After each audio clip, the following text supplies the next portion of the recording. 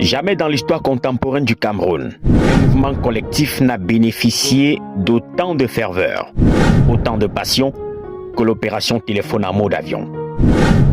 Quoi qu'on en dise ou en pense, il a été respecté.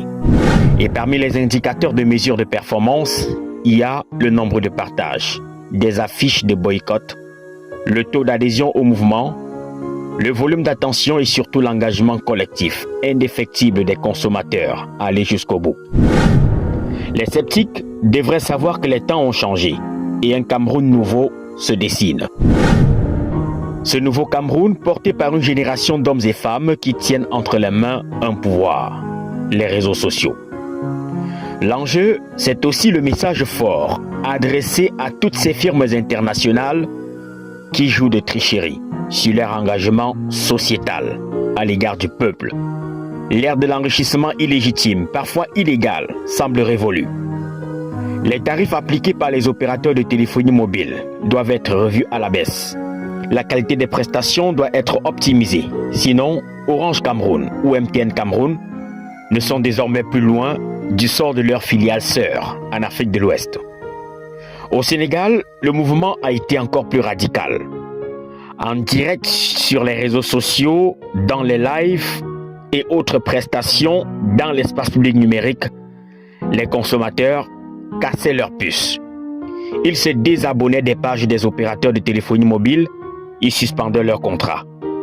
Les tarifs ont évidemment été revus à la baisse. En Côte d'Ivoire, les consommateurs déçus de la qualité médiocre de la connexion Internet ont initié une opération de boycott. Évidemment, les tarifs ont été revus à la baisse.